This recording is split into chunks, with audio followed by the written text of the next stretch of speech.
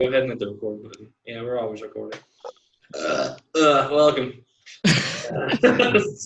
I couldn't You're get a getting break. sadder every time. Yeah. Welcome again. Effing Movie Podcast. I'm your host, Dylan Camacho. Or Dylan Camacho, aka Papa Smurf, because you're completely blue tinted right now for some reason. I don't know why. Well, I think if it's the you, lighting. yeah, I was gonna say if you've got a little bit of natural lighting going on, it's Oh, here, pretty let me get overcast the Ghost right of now. Christmas Past here, because what happens is I just become There we are. translucent at this point. I don't think this is I think actually that's- helps. I feel more I think blue. that's better. I feel more blue. So Just Whatever. a brighter shade of blue, but that's fine. this isn't what you tuned in for, everybody. No. So on the show, Mason and Price also wearing blue. Yes, we are. Singing Eiffel 65 or Eiffel 66 all along the way.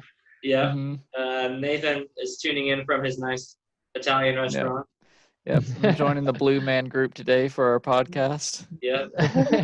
And Price, what movie are we talking about today? I'm pretty sure we're talking about Goodfellas. Yeah, we're doing Goodfellas. Are Yes, they good we are. guys? No. They're all right. Just depending A on what couple part of of the them movie. really had it coming though.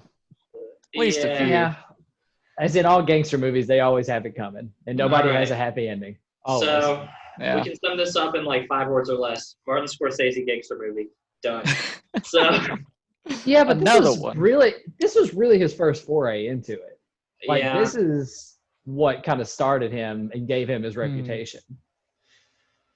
All right, fine. So Martin Scorsese's first gangster movie. Boom. Oh, had to add another qualifier there. Yeah. Yeah, I will definitely agree to that. It's very much a lot like any gangster movies that we've reviewed so far, but it did it first-ish compared to most of them. So Yeah, and this is going to be one of those reviews where we have to put, I feel like some of our points are going to be, well, this was his first go at it, or this was kind of like the first hot streak of like Scorsese mainline gangster movies in that way, which feels wrong. Like 1990 being that, it feels early for him, his first like gangster movie trends to be going on that. But I also only watch Scorsese movies when Price keeps picking them in a row. So same thing with me and Tarantino and you. Thanks, Dylan. I'm not sorry. Check. So Price picked Quentin Tarantino too. Don't put me on that boat. I'll just take Kill Bill. He did But, Inglourious Bastards. Inglourious Yeah. Basterds. Yeah. Anyway, True. so yeah. You're the one who strokes him up and down, though. Nah, I only stroke some things. I could do without the feet. But let's get into Scorsese because he doesn't have any much feet in this. Well, I don't know. One foot gets shot in this movie. That's true. That happens. Damn it! All right, so it's always a feet fetish with these guys. Let's dig into it, boys. How do we feel? Are these really nice guys, or is this a different movie?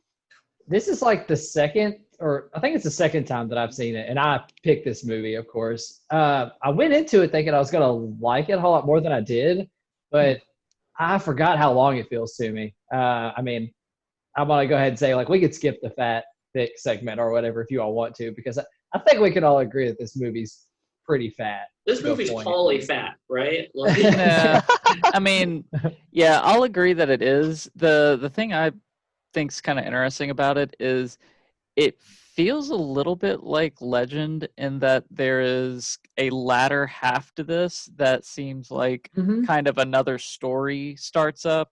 Like once he gets into selling the like cocaine, that seems like we're in another story with another point in his life, which I mean really we are. It was, yeah. And yeah, that kind of makes it feel like it's a much longer movie for it.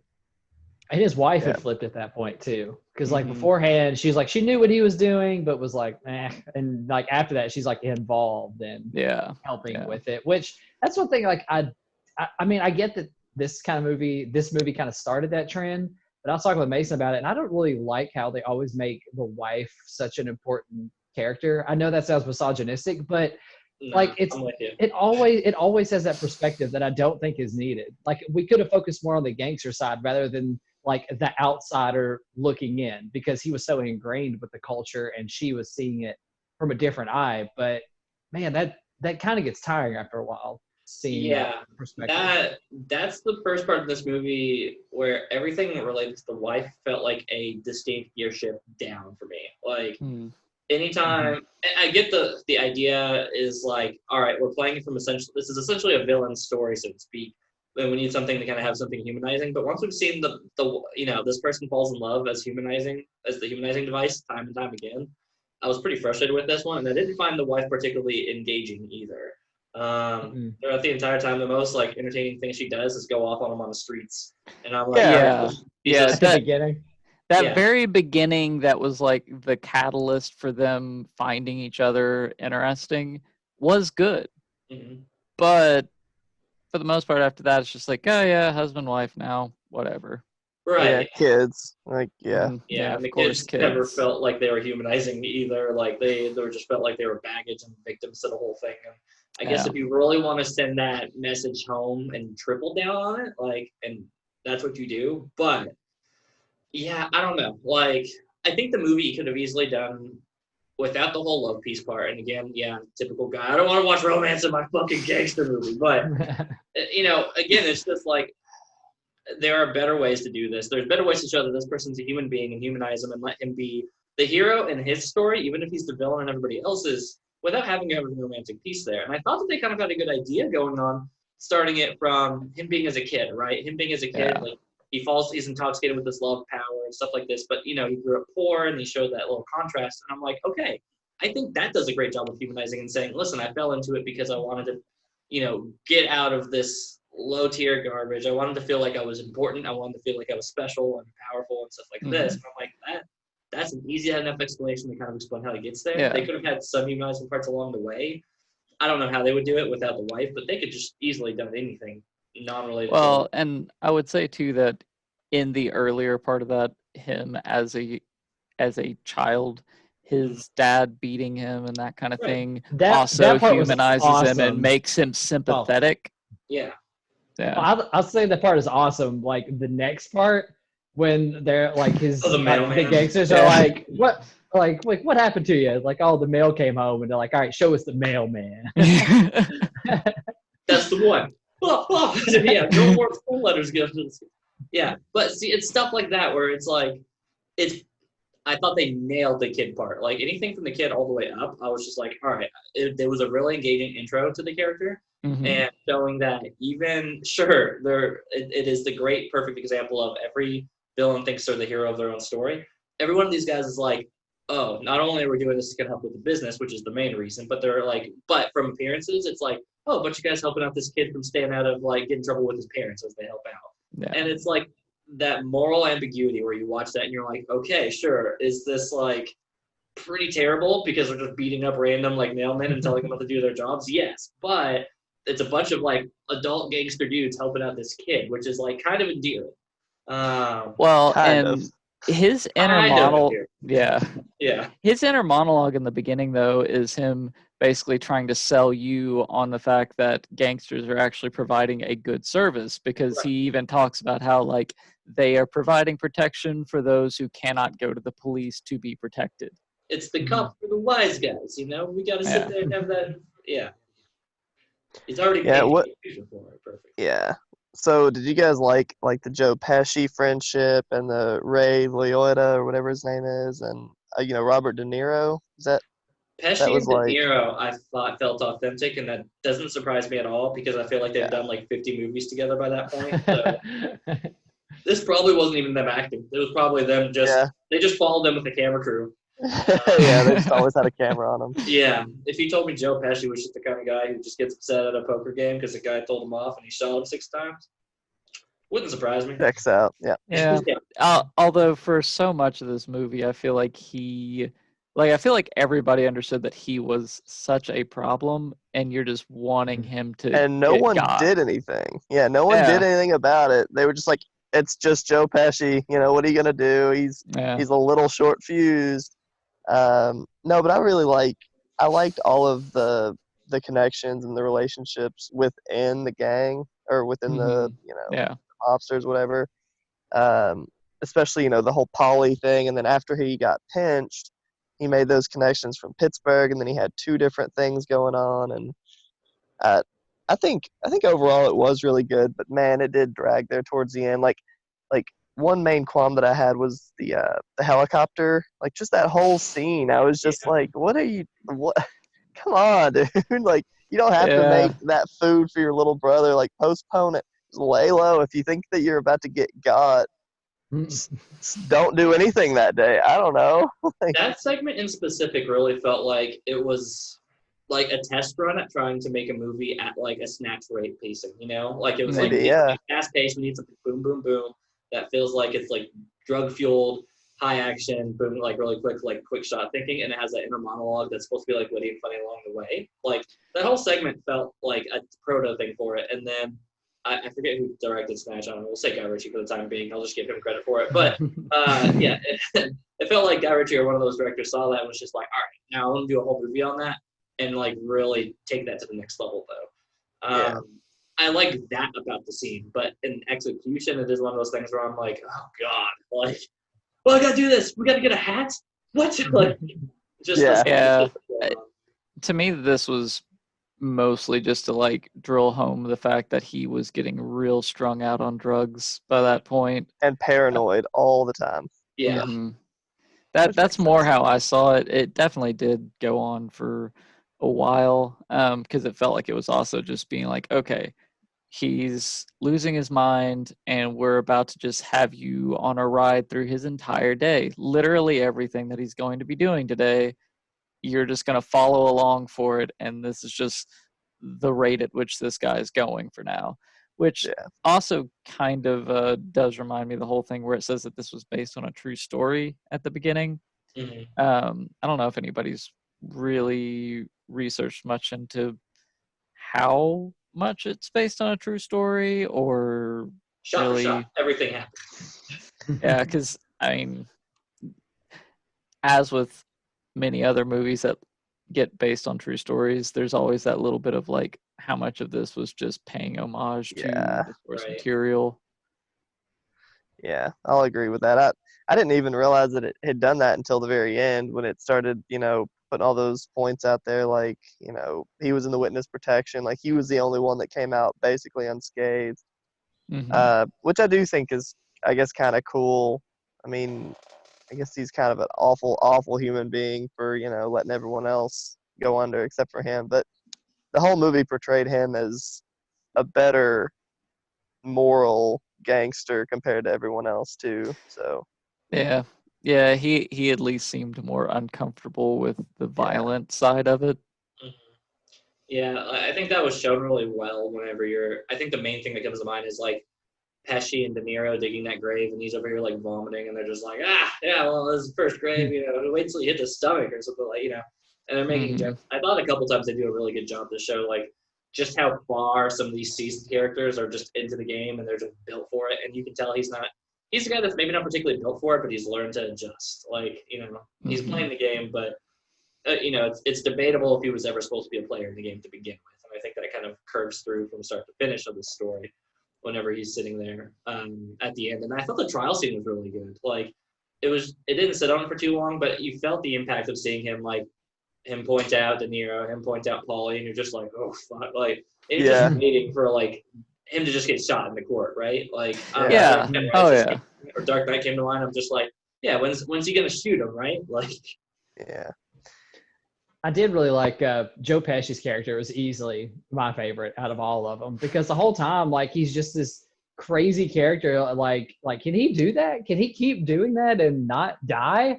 Like, is he that untouchable? Oh. And then he kills that. Then he kills that maid guy. And then you're like, and he hasn't died yet. And then like he's gonna get made. And you're like, well, I guess he's just gonna be untouchable now. And then it just does that real quick snapshot of like him going into that empty room. And he just goes, oh, fuck. And then he just gets shot. And at the moment, you're like, oh, like, that was a surprise. And then, like, you think about it for literally 2 seconds. You're like, oh, that makes a lot of sense. So, like, I like that the surprise was justified.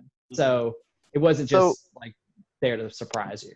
What was the whole, like, being made thing? Because, like, I don't know if I tuned out or what, but I knew that he was going to, get into this whole new group or whatever. It's but like what the was the high whole roller thing? table of life, essentially. Like, it's not. I think they kind of described it as a boss. Like, you're essentially one of these just like top tier people. If you get made, then you get up. You're this new echelon of like mafia, right? You're like Gotcha. untouchable. But that one dude that they all beat up and kill at the diner was a made man, and they like kind of explain the rules as they're talking about making him.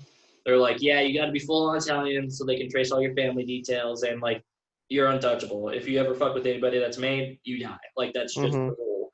And I like that they tied that. I thought that was actually really well. That was good as well, where they tied in that like, well, yeah, remember when you killed that guy? Yeah, he was a made man, so this is how that rule works. Like, yeah, a little foreshadowing almost early on. Yeah.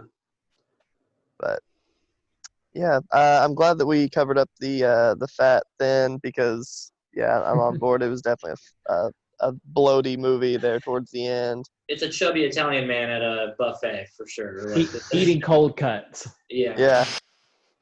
Yeah. Well, any other qualms? Any other? I feel like I'm with Nathan here. You know, Legend. This is a lot like Legends. This is kind of like Gangs of New York a little bit. I told Price, this movie, if you've ever seen The Irishman, is a lot like that, except The Irishman focuses more on the latter half of this guy's life, while this one shows you the fun stuff, you know, the 1950s cars and the adventures that they take and everything like that. But you could definitely tell it's Scorsese. I mean, it's written all over it. Even though it's early on, and I do give it more credit for doing it first, more so. But yeah, you can definitely tell. So we want to get into the scores and say how it's worse than the Joker. The gangster movie? I'm just kidding. That'd be fun. That's a fun conversation for a different time. The Joker? Is it because Robert De Niro's in it? Well, De Niro's in it. It's a gangster film. It's inspired by Scorsese's tone of gangster telling. Like, I didn't know that. We'll do that it could be that's a discussion video rather than a review video. Yeah, we wouldn't do it. We wouldn't do it live. We only hold our opinions on one movie at a time in here. But yeah, we never talk about anything else. Nope. Never. Let's do scores. Nathan, you're in the Italian restaurant already. Why don't you lead the way? That's true. I'd give this Italian restaurant. I'd give this one an 8 out of 10.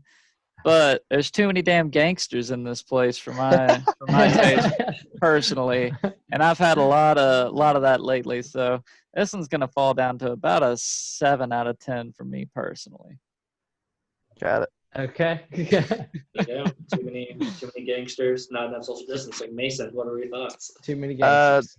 Exactly right. For it to be an older movie, I'm glad finally got to watch it. I'm going right at a 7 too. I think the length didn't bother me so much. It was just the same story. Like there could be the Capone movie coming out. Okay, I can five different things that are going to happen. It's already an 8, by the way. Yeah, no shit, right? So there's going to be a guy that's getting thrown into the river with the cinder block attached to his feet. I get it. That's going to happen. Someone's going to get whacked that you don't expect to get whacked. That's going to happen. You know, all these movies are the exact same damn thing. So like, I'm just tired of watching them. Okay, I'm just so tired of watching them. They're all from the same guy. It's not even like, I don't know what we're doing anymore. But you know what? It's fallen in a weird month. I'm looking forward to Nathan's pick next week. I'm gonna land at a 7. I'll give it that much credit just because it did it earlier than all these other ones that we've seen. I hope he picks another sad movie. I hope this is all sad movie. It's a Scorsese, Tom Hardy movie that I can just yell at. Oh man, I'll take it before Price then because it was his pick on this month. Works for me. You know, I think I'm gonna go against the grain here and give this one a 7. I'm actually really with you feel guys. Right. It does. 7 does feel right. Here's kind of why. While I respect that it's a trendsetter movie, and if I really wanted to reach, I could see myself giving a 0.5 for just that, like that credence of being a foundation movie for the genre, for being this, leading way into the gangster film stuff and all of that. And it does that well when it does it well. But pacing, we've said many times, has a lot to be desired, especially for the last like third of the movie. All of the wife scenes, I think, just felt extra, and it slogged the movie down. It felt like I was just eating a really greasy pizza, and I just had Larry's pizza for lunch, so I can tell you what that feels like. It feels like Goodfellas in that part right now. I'm so sorry for your stomach. Okay. Yeah. I kind of want pizza now. Yeah. So, yeah, but the parts it does well, it does really well. I really buy the Pesci De Niro relationship. I thought was fun. Their little mentor tutelage, and then like their relationship with, I forget the guy's name, like the main character's name, whatever. I don't know either. I totally forget. Henry? But yeah, Henry does not sound right. I keep thinking like, I don't know, whatever his name is. We know who he is. Anyways, go ahead, Yeah. Ray. Yeah, It's Antonio Margariti. That's right, his name. Antonio. His relationship with them was really entertaining, and seeing Pesci get unwound more throughout the whole film was really fun. But one part, and here's one thing that we didn't mention, I'm gonna wrap up on this part, was I don't know if it's like the makeup at the time or something like that, but they all look like terrible in this film. Like, De Niro looks okay, Pesci looks okay from time to time, but the main dude, it looked like his face was falling off at any given moment. Agreed. And Agreed. that's something that I don't know. As I watched it, it was just like, is this the makeup or is this actually his face? I don't know what's happening here. They could make him look better. This is movies, like something about I must that. have watched like a standard def version because I did not notice that. Man, He's just a weird looking dude. Like you could consider him handsome, but like he's a weird I think he is Italian because it's Ray Liotta or whatever. He plays the bad guy in a lot of like Law and Order type-esque shows and stuff and movies. Even though he didn't get typecasted after this movie. He had a path in life after this movie, that's for sure. But yeah, I agree. I do think he looked like different. And his laugh in this movie, it just made me cringe. Yeah. So many times. Theme of that stuff has gone. Yes, that gif of him where he's doing that like fake laugh like at the beginning. Yeah. That has not gone unnoticed this time. It is scary. Long story short, it's a 7. It does some stuff really good, and it's entertaining for like the first chunks of it, but then the love story really just makes this Beauty and the Beast story get really boring. Just give me the kitchen. Let them all sing. Let me just do that. Works for me. All right, well, I'll take it from here. Most of the time, you all would expect for me to give it the highest score out of the bunch, especially since it's my movie. But I'm actually going to go lowest score, and I'm going at a 6.5. Damn, because I don't know. I just like 7 is that threshold where like I'll rewatch it at some point. Like I'll probably wind up rewatching it. This is the second time I've watched it. I doubt I'm going to see myself rewatching it. Again, the wife stuff drags a lot, even though I enjoyed the relationships a lot. But the dialogue for a 2.5-hour movie wasn't like what I wanted it to be. Like it wasn't just compelling enough for me to want to rewatch it again, considering most of the movie is dialogue. I enjoyed like some of the big story beats in it. Like I liked when De Niro decided he was probably going to kill the main character and his wife. Like I liked that kind of cat and mouse game a little bit because they're like, oh, is he going to kill me? Is he going to kill me? And then finally his wife found out like, yeah, he's definitely going to kill us, which is when they decided to turn themselves in and everything. Like I enjoyed that dynamic, but again, it drags towards the end, and just the same reason I could rewatch The Irishman. It's just long. It's just a long movie. Don't got all day to watch this movie. 6.5 and 7s across the board here. That was almost a perfect sweep of 7s. Thanks a lot, Price. I know, Price. My heart is my guiding key. I'm so sorry. I don't want to see it. That's for sure. Yeah. Anyway, that's the Goodfellas. Turns out they weren't the nicest guys. They're all right though.